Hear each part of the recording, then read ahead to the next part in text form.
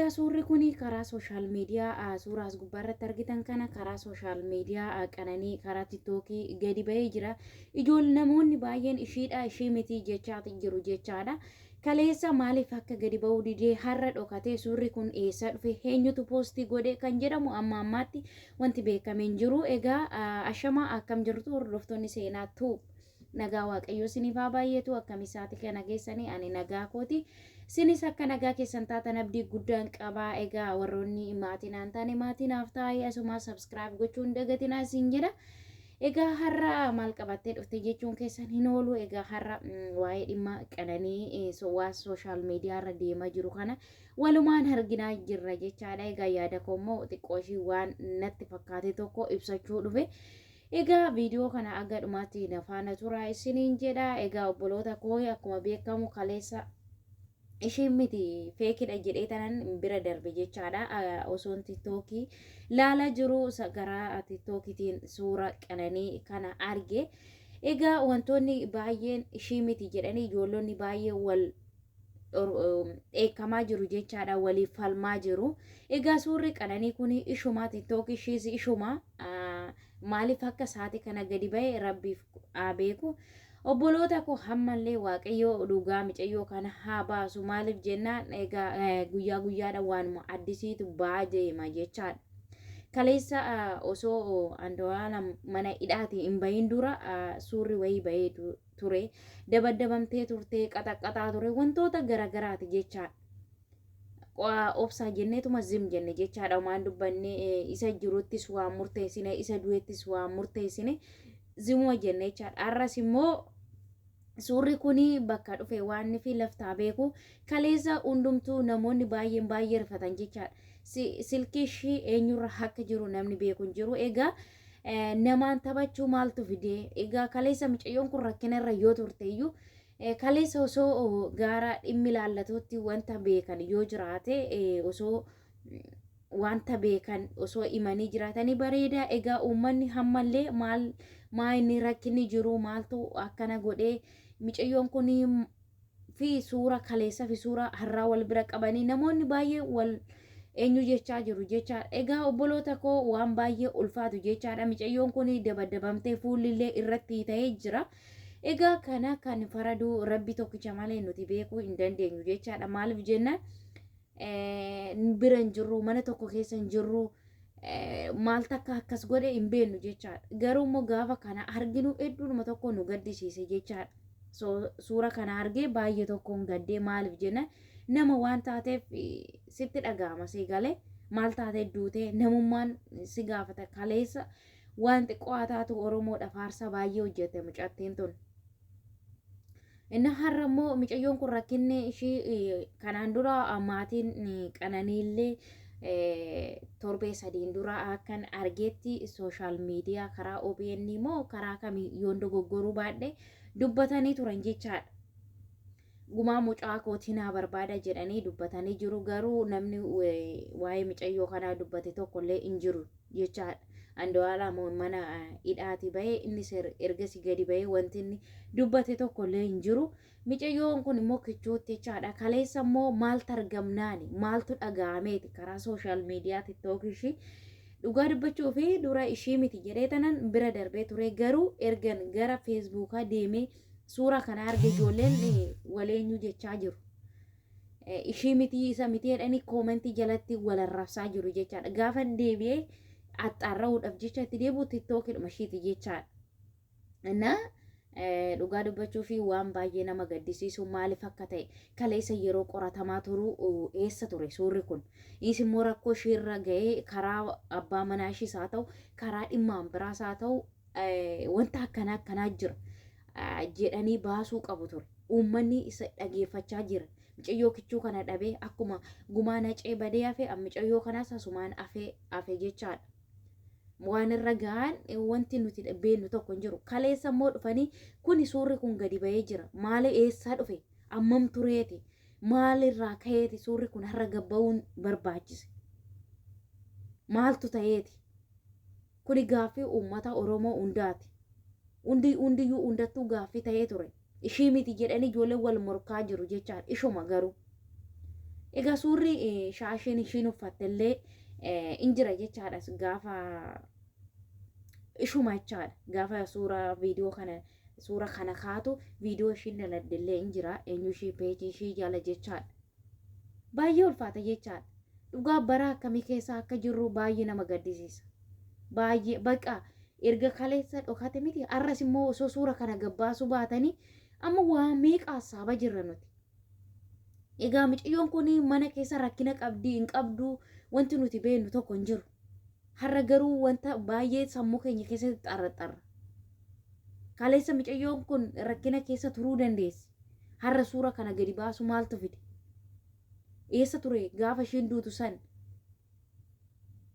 Ani kana dhugaa waaqayyo haa beeku obboloota kooyi waaqayyo wanta godheef isatu beeka. Egaa kana kan beeku rabbi tokkicha nuti waan tokko murteessuu hin dandeenyu jechaadha. Maaliif jennaan haalli jiru baay'ee ulfaata.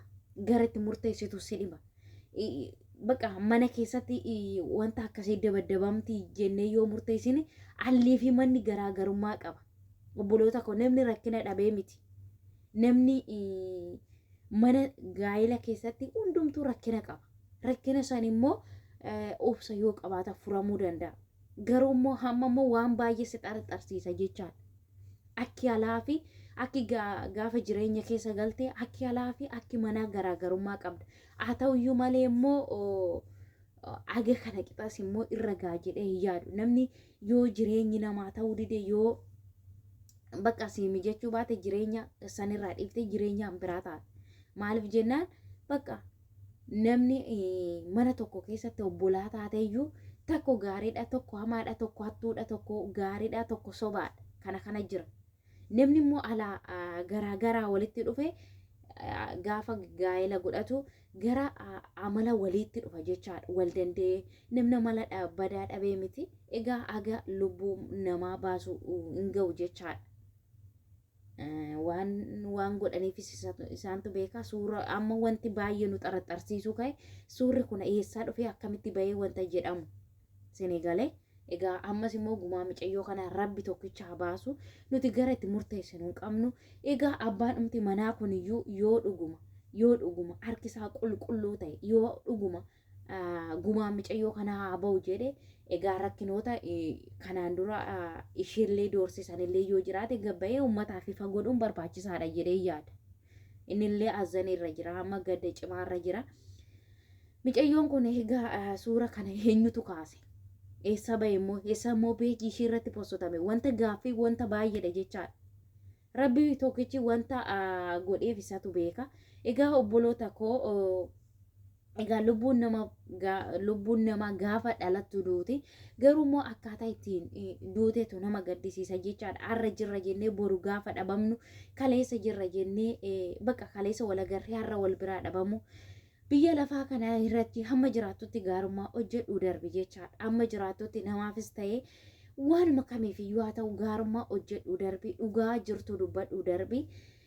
Ammas immoo gaafa jirru hin beeknu jechaadha. Arraba keenyan abalatu kana godhe abalu kana godhe jechuu hin dandeenyu jechaadha. Maaliif jennaan dhugaan harka rabbii qofa jirti jechaadha fi abbaa manaa bira. Maaliif abbaa manaa bira isiniin jedhe beektu? Abbaan manaa egaa mucayyoon kun lidata ishiitiif illee qophaa'aa jirti. Egaa mana ofii kan beeku gara jechaadha. Hamma nuti gaafa sooshaal miidiyaarra jirru gaafa gammannee taphannu rakkina mana keenya keessa jirru numa bichaatu beeka jechaadha. Mucayyoon kunis immoo erga mucaa kanaa wajjin walitti makamtee egaa rakkinni ishii rakkina isaati. Rakkinni isaa immoo rakkina ishiiti jechaadha. Wanta mana isaanii icciitii mana isaanii isaanumaaf qofatu beeka. Egaa rakkina mana isaanii gidduu jirus immoo rabbi bichaatu beeka. Isaaf rabbi bichaaf beeka. Egaa dhugaa mucayyoo kanaa immoo rabbi haa baasu. Maaliif jennaan wanti akka nuti waa baay'ee jennu eenyu jedha mucayyoon kun baay'ee miidhamte. Suurri gadi ba'aa jiru idiiti miti. Idiiti miti suuruma ishiiti suurri idiiti ta'e hin beeksisa jechaadha. Suurri kun immoo idiiti miti. Suura noormaaliidha. Egaa waan baay'ee nama shakkisiisa baay'ee miidhamte. Egaa kuni dabadabaa mana keessatti sin jennu inis immoo guyyaadhuma sanis immoo yoo jenne immoo guyyaadhuma gaafa ishiin boqottu yoo jenne immoo eenyutu gaafa suura kaase ammoo eenyutu peejii ishii irratti postote. moo silkii shaatamee jira. Wanta baay'eedha guys. Wanta baay'ee nama eenyu jechisiisa jechaadha. Egaa silkiin gaafa egaa manatti duute jedhan silkii ishee amma eenyu harka jira. Akkaawuntii ishee hatamee jira moo wanta baay'eedha kan nama shakkisiisu jechaadha. Waaqayyo gumaa ishee haa baasu isiniin jedha. Ani homaa dubbachuu hin dandeenyu. Waan baay'ee sammuu kana jeeqefan gara keessan dhufe dhugaa dubbachuu fi maaliif jennaan namni osoo jiruu dhabamuu boru anoo maaltu narra ga'a kan jedhu yaadu isinirra jiraata. Rabbi tokkichi gumaa ishee haa baasu. Haalli jiru baay'ee ulfaataa kaleessa fayyaa turanii har'a dhabamuu rabbi sinaa oolchu obboloota koo.